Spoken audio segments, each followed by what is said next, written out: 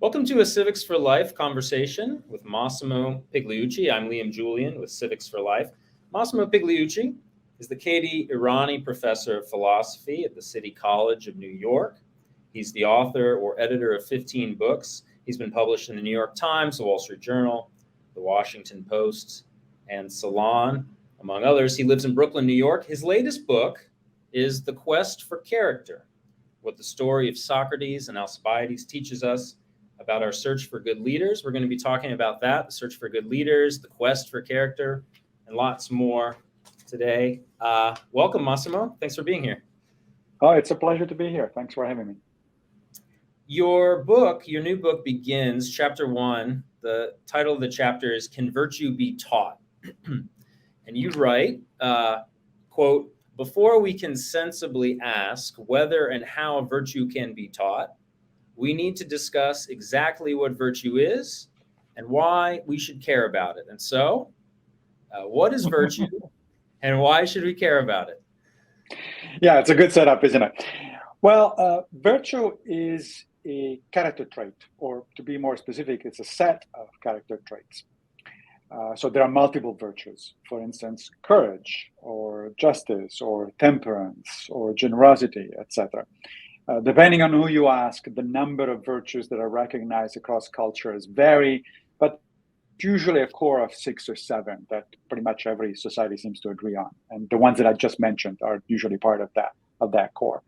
So we're talking about character traits. We're talking about the fact that, if you say that your friend is generous, for instance, what that means is that by and large, other things being equal, your friend will spend time with others, will spend money on behalf of others, will provide resources, et cetera, because he wants to be helpful. That's what it means to be generous. Now, that doesn't mean that he's going to be generous all the times or in exactly the same way, et cetera. But other things being equal, he's a generous character, as opposed to somebody who suffers from the opposite vice of being stingy, for instance, and so on and so forth. So that's what a virtue is. Now, why is it important? Because social living is based on cooperation and people trying to do, at least within certain limits, good for other people, to try to be, generous and fair and temperate, et cetera. And so it turns out that virtue is at the foundations, I think, of any kind of society, of the kinds that human beings usually engage in. Yeah. So this is a great point that you're making, because I think sometimes, and this may come out of a religious conception of virtue. Sometimes people think of virtue and character as sort of an individual thing between myself and God, for example. But the way in which you're talking about virtue and character comes out of a Greco-Roman antiquity sort of notion of virtue and character as being fundamentally social, right? Yeah, that's right. In fact, that distinction you just made is really crucial, because you're right. The Christian tradition, well, the Abrahamic faiths in general, are about our personal relationship with God, mostly. Yes, that relationship does involve how we treat other people, for sure, but it's mostly about, it's between us and God. And so some of the classical Christian virtues are, faith and hope and things like that. The Greco-Roman approach, on the other hand, is very much pro-social. It is about other people. The virtues are other-directed, essentially. And in fact, the word virtue comes from the Greek arete. And arete just means excellence, so being very good at certain things. And anything can be arete, not just a human being. For instance, the other day with my wife, I went to a store because we needed a new bread knife, because our original bread knife stopped being arete. In other words, it did not cut well. Right? What is the function of a bread knife? To cut bread. And if it doesn't cut bread well, then it's not already, it's not virtuous. It's not a virtuous knife in a sense. And so we got another one. Now, the Greco-Romans had the idea that not only everything has a function and therefore can be good or bad at that function, but the human beings in particular have a function. And that function is to live cooperatively with other human beings. We are fundamentally, as we would say in modern evolutionary terms, we're fundamentally social animals. And so our survival, reproduction, and flourishing all depend on how we interact with other people. So a pro-social nature, a other-oriented virtue is fundamental for human living. Yeah. And you write in the book, you talk about the Epicureans and Stoics, and for them, how living virtuously helped one to live, quote, in accordance with our nature, Right. which I thought was interesting because, again, I think many people would think of virtue as helping us to rise above our nature. But this conception of nature, right, is that we are fundamentally social beings, social animals. So you talk about in your book, The Quest for Character, you almost present a sort of historical case studies. Right. It's really great of famous relationships between tutors and students. And the one that you introduced first, the one that's in the subtitle of your book, is the relationship between Socrates and his student Alcibiades. And so maybe you can give us a bit of background about that relationship. Yeah, that's actually how the book came out in the first place. The idea of the book was originally that I was just fascinated by the character of Alcibiades. In fact, the guy is so interesting that I don't know why nobody's made a movie out of him yet, his life yet. Perhaps soon. But so the guy was Alcibiades was impossibly handsome, super rich, very brave, dashing kind of character. He had everything, except that he had a very flawed character. And so he goes to Socrates because he realizes that he has problems, he has issues.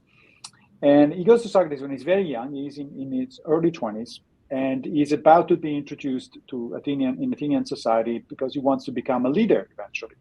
He wants to become a statesman. And so he goes to Socrates and says, what should I do here? How should I go about doing this thing, pursuing this goal of mine? And Socrates, essentially performs what we would today call a job interview, and starts asking questions to Alcibiades, like, so how are you going to go about it? What do you think you're going to do? And he asks questions that are more about Alcibiades' character, however, than about specific policies, right? And at some point, unfortunately, Socrates begins to realize that Alcibiades is not made of the right stuff, and he tells him, and I quote, "Then, alas, Alcibiades, what a condition you suffer from. I hesitate to name it, but since we two are alone, it must be said. You are wedded to stupidity, best of men, of the most extreme sort, as the argument accuses you and you accuse yourself. So this is why you are leaping into the affairs of the city before you have been educated." Now, the word stupidity there, it's actually amatia, which in Greek really is best translated as unwisdom. So Socrates is basically saying to Alcibiades, you have all these other good things going for you. The only thing you miss is the only one that really matters to make you a good statesman, and that is wisdom. You cannot possibly have that because you're young, for one thing. And second of all, because you're too much into yourself. Alcibiades is a narcissist. He's obviously into self-aggrandizing and things like that. And so Socrates says, it doesn't matter how rich you are, how strong you are, or brave you are. If you lack wisdom, only bad things are going to come out of it. And sure enough, Alcibiades, of course, ignores Socrates' advice, unfortunately, and arguably is single-handedly responsible for many of the catastrophes that will befall Athens during the Peloponnesian War. And he ends up having one of these, as I said, movie-like kind of lives where first he's a general for the Athenians, but then the Athenians put him on trial because of the suspicions of impiety. Something is done about some statues of the gods, and he escapes and defects to the Spartans. He helps the Spartans defeat the Athenians, but then he starts sleeping around with the Spartan queen, and the Spartan king does not appreciate that. So the Spartans now are after him. So he defects again and goes to Persia, and the Persians were enemies of both the Spartans and the Athenians, and Alcibiades helps them in turn. And then he also does something there that doesn't go quite right, so he's on the run again. And finally, the Spartans ask the Persians to get rid of Alcibiades, and he's hunted down. His house is surrounded, and yet he's still now he's in his mid-40s. He's still such an incredible character that even though surrounded by enemies, he rushes out of his house with his shield and weapons in hand, yelling his battle cry, and people are too afraid to engage in combat with him. So he's killed from a safe distance with a bunch of arrows. Right. Yeah, it was interesting to read, the story of Alcibiades, the sort of repeated treachery. I thought it was very interesting at one point, obviously an incredibly smart character. At one point, he writes a letter where he essentially says, I didn't betray Athens. Athens betrayed me, right?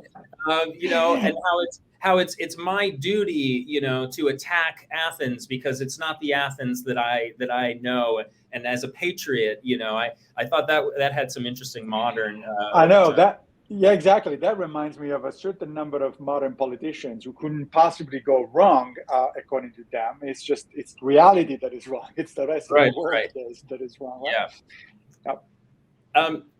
So question here. The story that you tell about Socrates and Alcibiades is so interesting. Socrates starts working with Alcibiades when Alcibiades is a young man.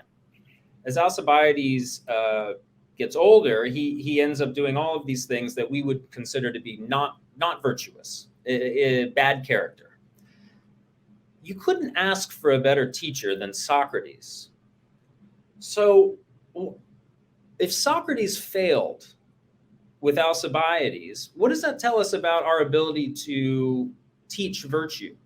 Is it something that if we have a pupil who, like Alcibiades, is smart, has everything going for him, but is just not receptive to the knowledge, is intrinsically is maybe intrinsically opposed to it? Is that a problem? Yeah, it is a problem. But I would say that Socrates, in fact, did not fail. He actually saw exactly what Alcibiades' problems were, and he thought early on that this was not something that he could fix. And that's why he actually advises Alcibiades to just stay away from politics. In fact, turns out that Socrates, little known even to many modern readers, but Socrates actually engaged in this kind of political advice multiple times. We tend to think of Socrates from the Platonic dialogues, the version of Socrates we get from Plato. But in fact, there are other sources. One of the other major sources of what Socrates was doing and how is Xenophon.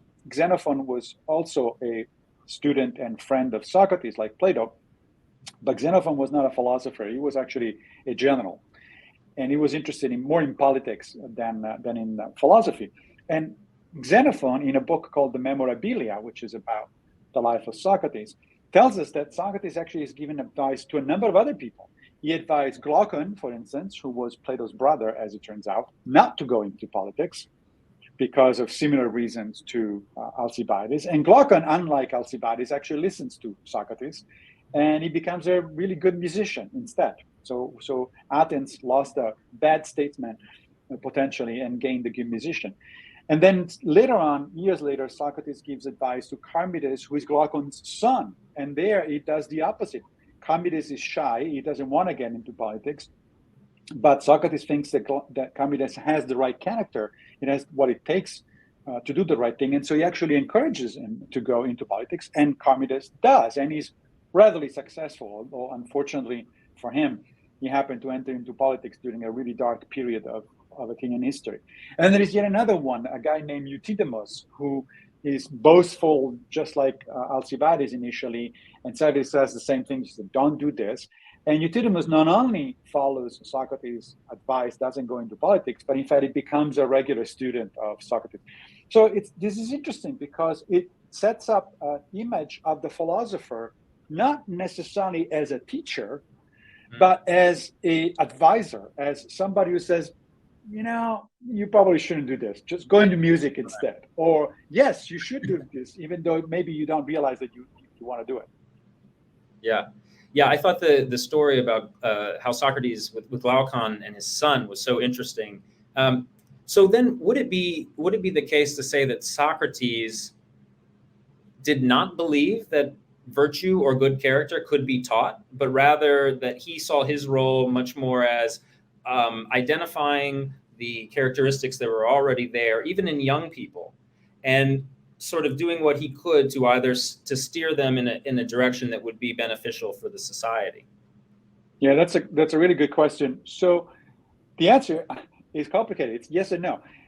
Socrates sometimes actually states very clearly that he doesn't believe that virtue can be taught. In the Meno, for instance, which is a Platonic dialogue, he says, look, you would think, but I don't see any teachers of virtue around. And you would think that if this was the kind of thing that you could teach, then somebody would be in the business of teaching it. But I don't see anybody who does that. So I have to conclude, at least first look, that no, it cannot be taught. But then in another Platonic dialogue, the Protagoras, Socrates is talking to Protagoras, who is a sophist. And the sophists usually are Socrates' arch enemies, right? They're the ones that essentially are the prototype of modern lawyers. They just argue whichever way is more convenient, and teach people to argue whichever way is more convenient for them.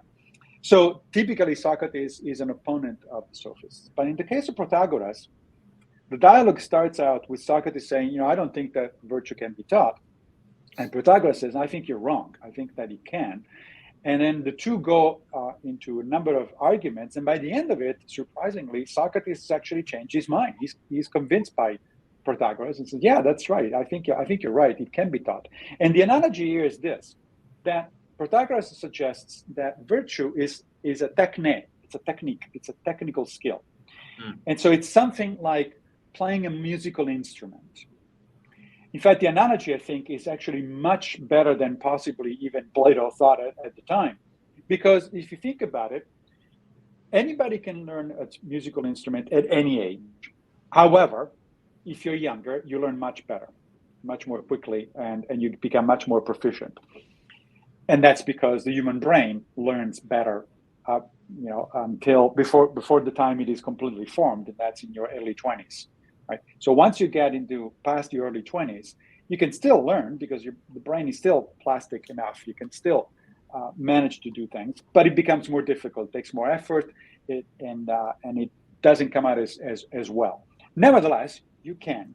And you certainly before that age, you can be taught, but that teaching of virtue is very similar to the teaching of a musical instrument. How do you learn a musical instrument? Well, first of all, you need a little bit of theory. Right? It's good to know the notations, the relationship between the notes and stuff like that, a minimum of musical theory. Second, you need ideally a good teacher. Yes, you can learn an instrument on your own, but it's much better if you have a teacher who points out the form, who corrects you when you need to be corrected. And then it's mostly practice, right? You just do those scales over and over and over. You just do your little tunes over and over and over until you improve. The same goes with virtue. You need a little bit of theory. That's philosophy. That's ethics. Ideally, you need a teacher. Usually, your teachers are your parents. Who teaches virtue to our kids? Who teaches morality to our kids? Usually, it's the parents. But parents themselves only got it from their parents, and so it's like they're not exactly the best teacher that you can possibly imagine. So if you had a Socrates around, that would be better. Right. But then other than that, it's mostly about practice. And just like with music, you're going to make mistakes, especially early on, and that's okay. You just pick up and continue. I mean, you keep going until you get better and better over time. You might not get perfect, and in fact, you might not. Most of us don't get to play the Carnegie Hall, but if you do try, you will play a tune. Right. Yeah, and I think to that point, I think it's Aristotle, right? Who he writes maybe in the Nicomachean Ethics about how it's moral excellence. It's almost a habit, comes Yes. out of habit. And interesting, you talk about parents, right? Parents being the teachers, and you mentioned in the book some cases in which the parent was sort of an exemplar of virtue, and the child was less so. Pericles, I think you mentioned, his son was sort of known around Athens Right. as being sort of like a loser, you know, right? Yeah, exactly. So Exactly. let's talk. So go ahead. That's because even virtuous parents often don't have the skills to teach somebody else. It's, as you know, it's one thing to be a good musician, and it's another thing to be able to teach music. Yes. They're not the same thing, right? We typically assume that they are very highly correlated, but just because you're good at something, it doesn't mean that you're good at teaching that something. So they're a different set of skills, for one thing, but also, because parents have their own lives. Pericles had to run a state Right. in the middle of a war, so he had other things to do. Yeah. Speaking of Aristotle, he's another one who features in your book as a part of a very famous tutor pupil duo. Obviously, I'm talking about Aristotle and Alexander the Great. Maybe talk a little bit about their relationship. Yeah, that one actually is a better example because Alexander did learn quite a bit from Aristotle, and in fact, arguably, Alexander, at least in one important sense, went beyond what Aristotle was teaching him and kind of extrapolated from Aristotle's teachings. One of the big deals that Aristotle was trying to teach Alexander was the concept of pan-Hellenism. So this notion, Hellen, of course, was Greece, and so this notion that all the Greek states should be united under one nation, because that is the way you defend yourself from, the Persians and from whoever else wants to take over. And Greece, by contrast, had this history of fracture of Athens against Corinth, against Sparta, etc. And Aristotle had a point there, absolutely. But Alexander takes the ball and runs with it, and he says, well, why just pan-Hellenism? Why not cosmopolitanism? Why not the entire world, right?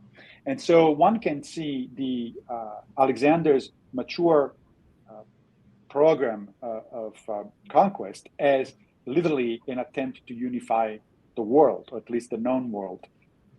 And yes, of course, he was going about it by conquering people, true. But once he did that, he also immediately implemented a number of policies that were in fact meant to cement the connections between people. For instance, he organized these mass weddings between all of these generals and top staff and local women, right, including himself. And he also moved people. He encouraged to move people from one place to another within the empire so that they would mix. He established a bunch of cities. And why was that? Because the cities were the center of civilization. And of course, the most famous one of which, sorry, what was that? He named them all after himself. Exactly. Of course, he named them all after himself because, he was a little bit of a megalomaniac. Yeah. But so you can say that within the historical context of the time, the relationship between Alexander and Aristotle worked much better. And part of the reason, I think, is because Alexander was actually prone to listen to Aristotle. That's one thing you have to have. The student has to be interested, but also because Alexander was very young. He was 16 or 17 when Aristotle got to him. But you've seen in the book there are other examples where that didn't work quite well. For instance, Seneca and Nero. Right? Sure. Nero also was 17 when Seneca became his tutor. However, Nero was already going into the wrong direction that early. And so what happened was that Seneca, who was a Stoic philosopher, was actually able to rein in Nero for the first 5 years or so. And that is actually referred to as by scholars as the quinquennium Neronis, the 5 years of, the golden 5 years of Nero. Things were actually going fairly well. But then Nero became more and more unhinged. And Seneca realized that, and he tried to retire. Right. Unfortunately for him, that was not made possible by the emperor. Right.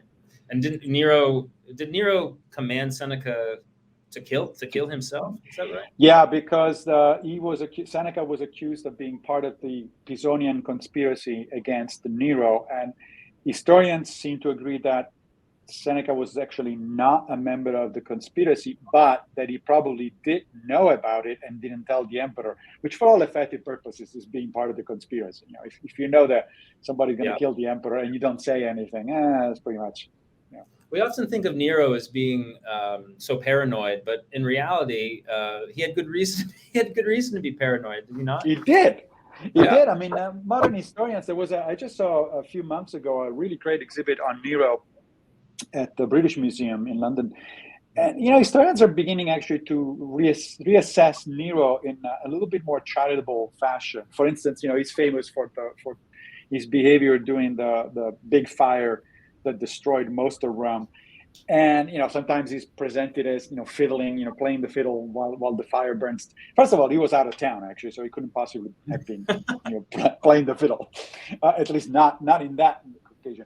But what Nero actually did was to immediately send support to troops to Rome so that they could deal with the fire, and then he confiscated, I guess, a bunch of property in the area and rebuilt and made it into public gardens and public access. And one of the reasons the Senate did not like Nero is that the property that was expropriated was actually a lot of aristocrats' property. A lot of senators lost their villas as a result, so they didn't like Nero as So Nero was complicated. He was definitely paranoid, but he had good reasons for paranoia. He famously did orchestrate to kill his mother, which to us sounds like an awful thing, right? Until you realize that his mother also had plotted to kill him. So it's like, well, all right. Now things are getting a little more complicated. That's right. Let me ask you this, Massimo. Socrates, I believe, was very consistent on one point about virtue, which is that lack of virtue equated to ignorance. And we're not talking about ignorance here, right, in terms of not knowing the capital of Burkina Faso or something like that. This is like, like wisdom is what he's talking about, that a wise person would necessarily be a virtuous person. And I wonder if you could talk a little bit about that. Yeah, that was an interesting Socratic notion that was actually inherited and amplified by the Stoics. The Stoics also thought that nobody does evil on purpose. They only do it because they lack wisdom. Right? Mm-hmm. And now, whenever I bring up this idea, somebody immediately jumps the shark and says, what about Hitler? All right, so let's talk about Hitler for a second. So the idea is that even somebody as crazy and deranged as Hitler doesn't do evil because he thinks it is evil. He's not going in the morning, he's not getting up, going in front of the mirror and doing the Disney sort of cartoonish villain, like, what can I do out today that it's evil? Even those kind of people do what they do because they think it's right.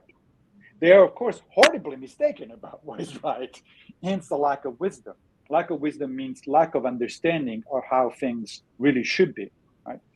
But people tend to make these mistakes or even do horrible things as a result of ignorance in this sense. As you say, it's not academic. We're not talking about academic ignorance. We're not talking about somebody not knowing this or that fact. We're talking about unwisdom, the word that I mentioned earlier that Socrates uses with Alcibiades, amatia, which is translated as unwisdom.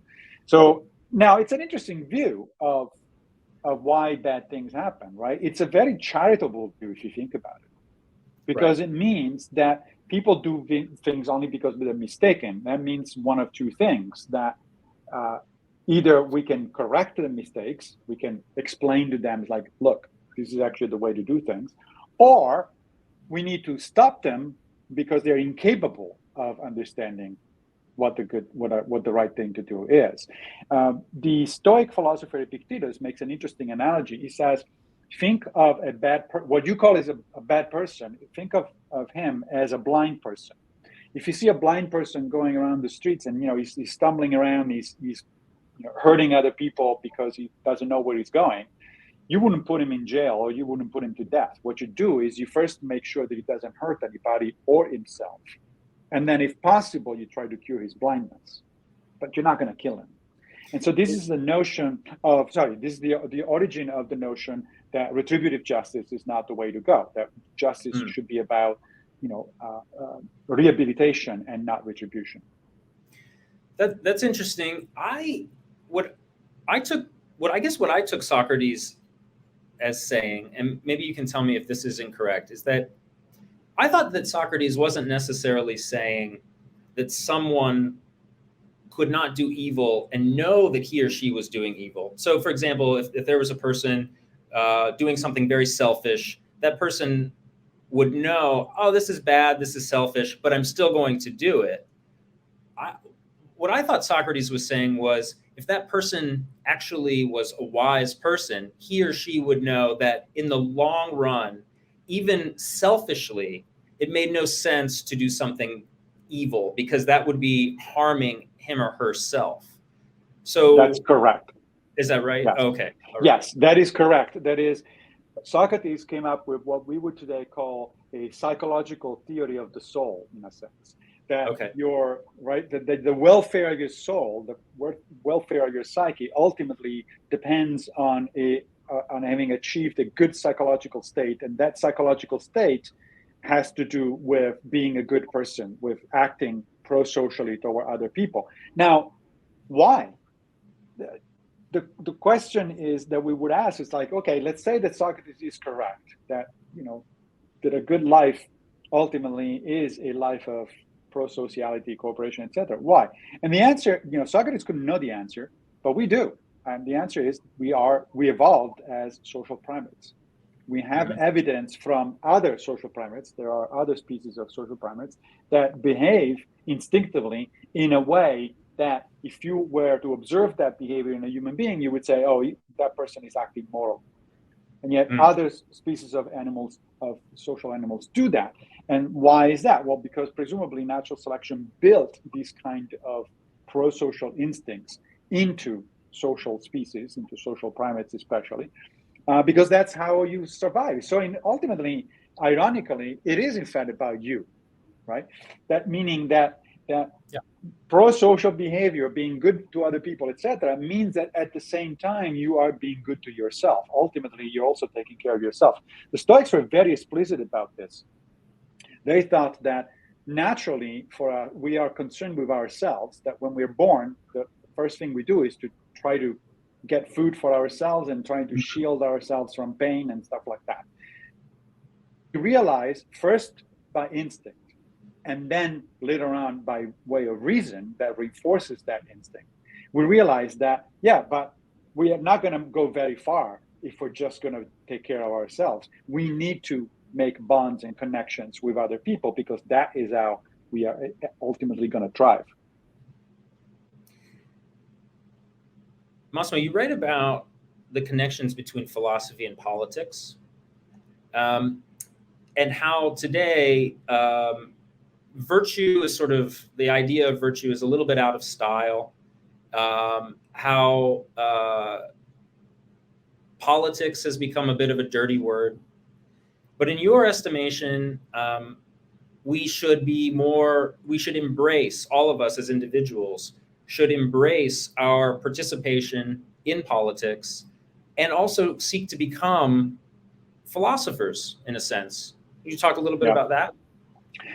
Yeah, I think that's correct, so long as we understand what we mean by those words, right? The problem is that a lot of people seem to equate nowadays politics with partisanship. And those are not at all the same thing. Politics, the word politics, of course, from the Greek polis, and a polis is a city, it's a community, right? So to be political means to care about your community. And who wouldn't want to care about their community? Again, because caring for the community means that, in fact, ultimately you're caring for yourself and for your loved ones. So we should all be more political in that sense, not in the sense of partisan, of caring about the polis, trying to do our little, whatever that may be, to improve the polis. And because we live essentially in a globalized society, we should care about the cosmopolis, what the ancient Cynics and Stoics called the cosmopolis, that is the city of the universal city of humanity. So that's one thing about politics. In terms of character and virtue, there too, you're right. The word has become something that a lot of people just either don't care too much about. But that I think is because there is a misunderstanding largely of what it is that we're talking about. If by character you mean your excellence as a human being, as I said before, your arete being, why wouldn't you want to be the best human being that you can be, right? Right. You would think that's kind of a no-brainer. But unfortunately, the words virtue and character have gotten over time sort of a bad rap for historically understandable reasons and all that. But I think it's time to claim back those words, politics and character, because they really are important. I mean, ultimately, we're talking about trying to build a society that works well for us and works even better, ideally, for our children and grandchildren. And the only way to do that is to care about how you build that society and to do your part, however little that part may be. Yeah. Yeah. We're so interested in civics education. That's a big area of interest for us. And we're constantly pointing out how little civics education students get. There are statistics, only this percentage of Americans can correctly identify the three branches of government, for example. I wonder, though, if civics education, if for example, if educating students about the three branches of government, if that's necessary but not sufficient. In other words, if there doesn't need to be also this virtue component to civics education. What do you have any thoughts? Yeah, absolutely. I think that civics is important, is crucial, and in fact, this is not a recent discovery. I was just rereading this morning De Republica, which is a book by Marcus Tullius Cicero, the Roman Republican philosopher, and he was saying, there's no such a thing as a good statesman unless that person knows the laws of the land and how they're supposed to work and how the different powers are supposed to balance each other. So yeah, it is in everybody's interest to know better the mechanics, essentially, of our society and our laws, at least to some extent. But I think you're also absolutely right that is necessary but not sufficient. What we need at least as much, if not arguably more, is ethical teaching.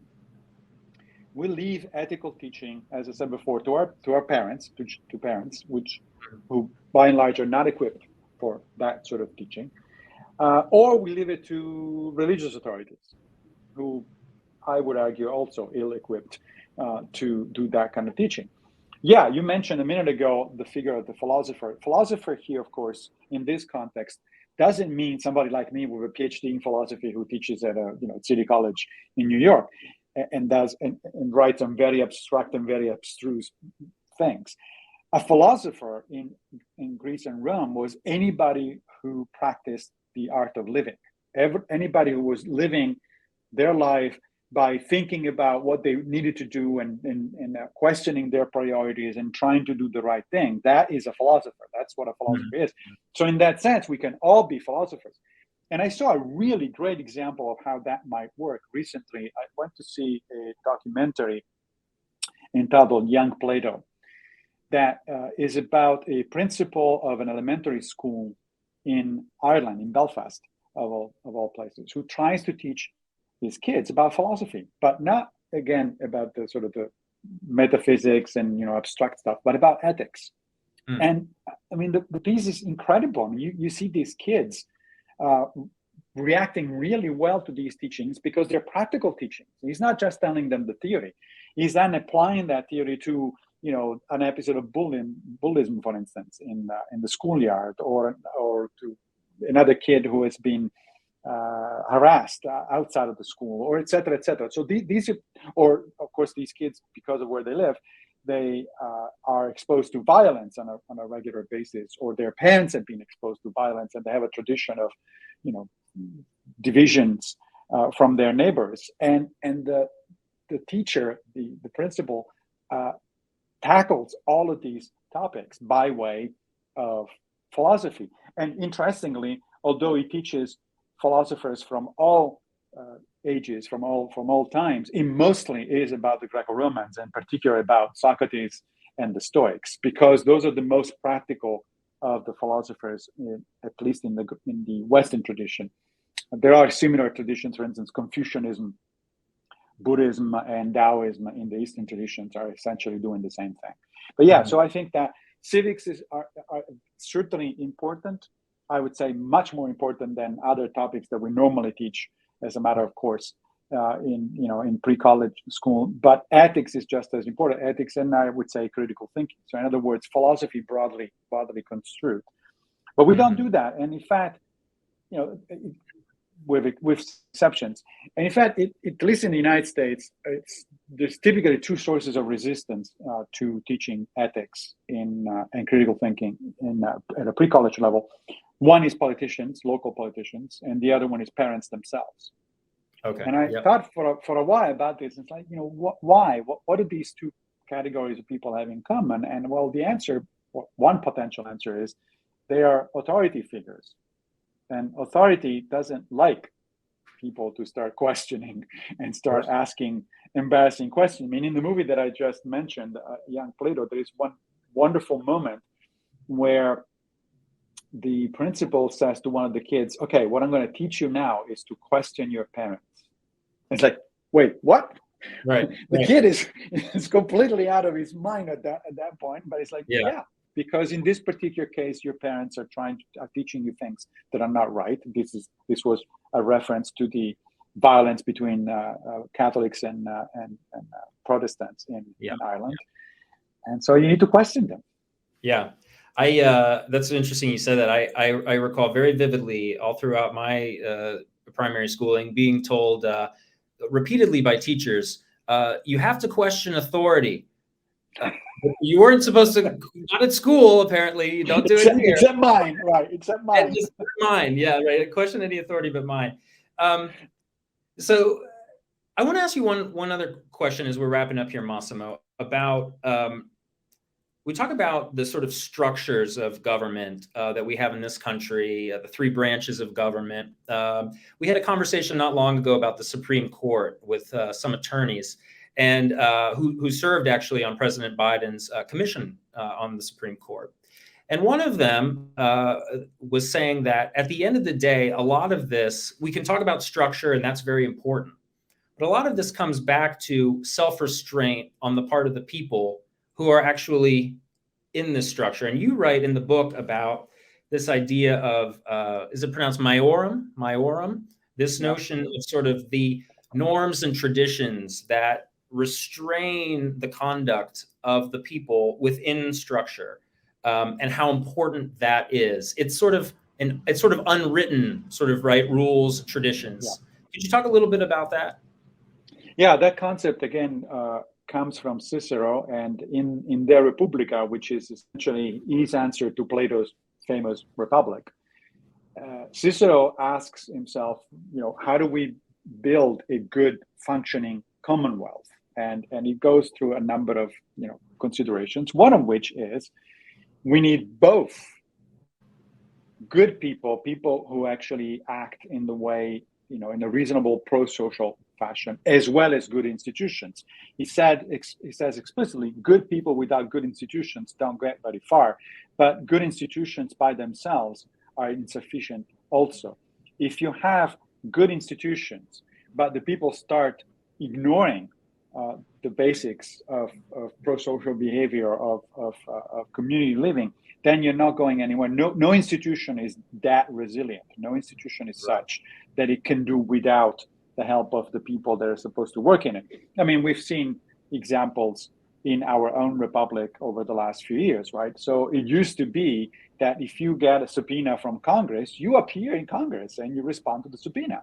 But if all of a sudden somebody says, you know what, I just don't feel like it, I'm not going to do it, and there are no consequences, then that's the beginning of the end, because that's the moment when you show other people that they too can get away with not playing by the rules, basically.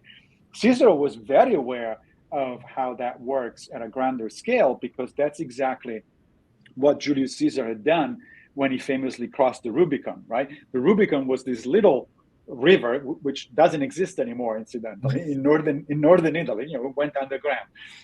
It was a little thing. It was entirely symbolic border, right, between Italy proper and the other provinces. And the idea was that if a Roman general, or anyone really, crossed the Rubicon with soldiers, that was essentially a declaration of war. And no Roman had ever done that until Caesar crossed the Rubicon with one legion. The rules were there, the institutions were there. It was illegal to do that, but he had the legion and he decided to cross. And when he famously said, when crossing the Rubicon, he famously said, "Alea iacta est," the die is cast, right? He knew very well what he was doing. Yeah. He knew that he had crossed not just a physical boundary, but a moral boundary. And that was, sure enough, the beginning of the end for the Republic, because after that, people started ignoring the rules all the time, and the Senate and Republic of Rome became a joke. And in the end, the joke was resolved by turning the place into an empire. Right. Words that we should yeah, right. Absolutely. You know, history doesn't repeat itself, but it rhymes. Right. I like that. That's good. If you listen to the rhymes, you get the message anyway. Yeah. No, that's really good. Massimo, the work that you're doing to present these rich writings and these rich stories from the past, from antiquity, and to bring them to a lay audience and show us how these still have incredible reverberations in our lives and in our societies is so important. Thank you so much for doing it. You do it with a certain, what's the Italian word? Sprezzatura. And it's really delightful. That's a good word. Yeah. Thank you. So thank you for your work, and thank you for spending some time to talk with us today about your new book. It was a pleasure. Thanks for having me.